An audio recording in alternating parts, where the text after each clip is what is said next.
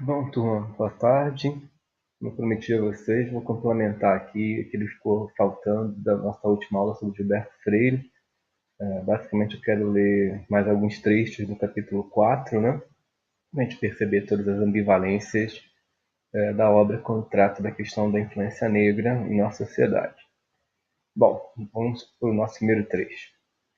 Na ternura, na mímica excessiva, no catolicismo em que se deliciam nossos sentidos, na música, no andar, na fala, no canto de ninar menino pequeno, em tudo que é a expressão sincera da vida, trazemos quase todos a marca da influência negra. Quase que uma variação daquele tema que abre o parágrafo, né? Que afirma que todos no Brasil têm alguma presença negra. Da escrava se ama, que nos embalou, que nos deu de mamar, que nos deu de comer, ela própria amolengando na mão o bolão de comida, da negra velha que nos contou as primeiras histórias de bicho e de mal-assombrado, da mulata que nos tirou o primeiro bicho de pé, de uma coceira tão boa, da que nos iniciou no amor físico e nos transmitiu ao ranger da cama de vento a primeira sensação completa de homem, do moleque que foi o nosso primeiro companheiro de brinquedo. Então aqui a gente já comentou em sala de aula, mas fica claro, um trecho muito bem composto, que lida muito como Gilberto Freire mistura memórias pessoais, descrições da vida cotidiana, mas certamente o que nos surpreende hoje é esse ponto de vista unilateral do qual ele fala, e é unilateral e ao mesmo tempo tem pretensões à universalidade. Não é? Então quando ele diz aqui em cima, trazemos quase todos a marca da influência negra.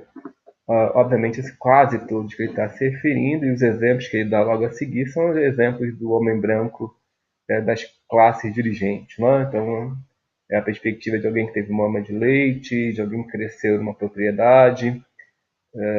Em nenhum momento o ponto de vista dele se desloca para o ponto de vista negro, para o ponto de vista do opressor, propriamente dito.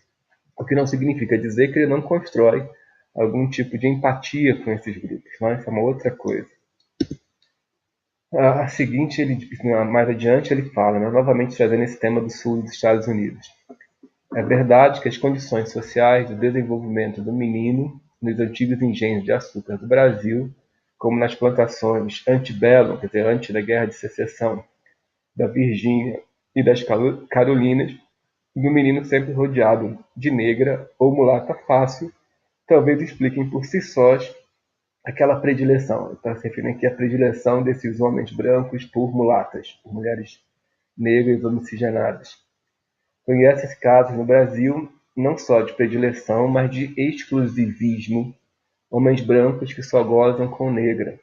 De rapaz de importante família rural de Pernambuco conta a tradição que foi impossível aos pais promoverem-lhe o casamento com primas ou outras moças brancas de famílias igualmente ilustres.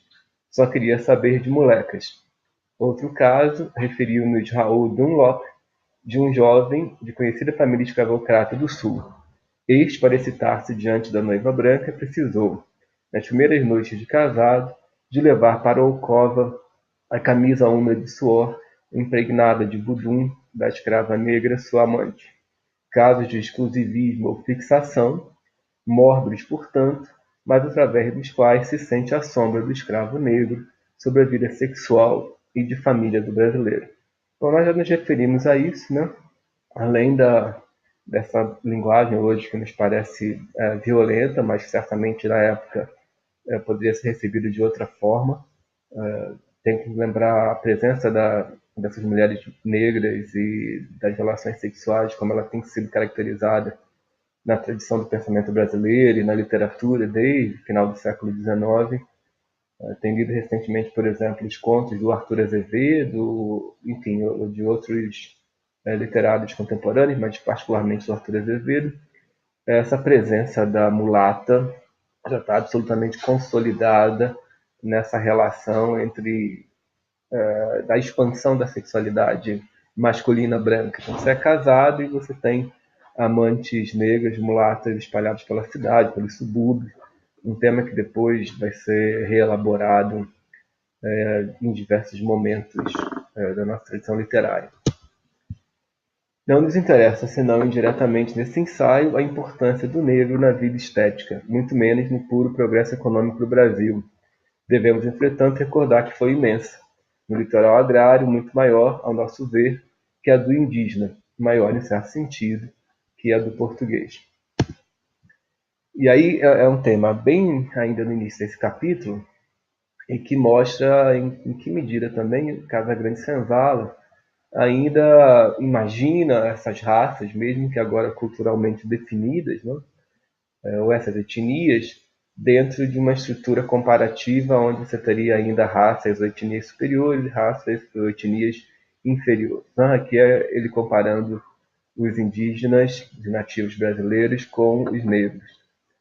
Ideia extravagante para os meios ortodoxos e oficiais do Brasil, essa do negro superior ao indígena e até ao português, em vários aspectos de cultura material e moral, superior em capacidade técnica e artística. Mas já um livro de acadêmico acolheu em páginas, mas já um livro de acadêmico acolheu em páginas didáticas a primeira tese, a superioridade do negro sobre o indígena, e deu o seu a seu dono, reconhecendo no africano, aqui introduzido pelo colonizador português, cultura superior ao indígena. Ele cita, então, esse livro. Estavam os africanos numa evolução social mais adiantada que a dos nossos índios. É certo que, semelhante à ousadia do professor Afrânio Peixoto, custou-lhe severas restrições da revista do Instituto Histórico e Geográfico Brasileiro. Com efeito, os nossos aborígenes, aqui eu não vou continuar o trecho, mas é só para mostrar essa permanência de uma ideia de que as culturas podem ainda, né, pelo menos dentro de Casa Grande Senzala, serem classificadas como culturas superiores e culturas inferiores. Um trecho um pouco mais longo, a gente vai destacar algumas passagens específicas. Em tanta maneira de Bates, Wallace constatou o indígena do Brasil taciturno, moroso, com o negro, alegre, vivo e loquaz. Em termos modernos de psicologia, essa diferença seria expressa atribuindo-se ao ameríndio a qualidade de introvertido e ao negro de extrovertido.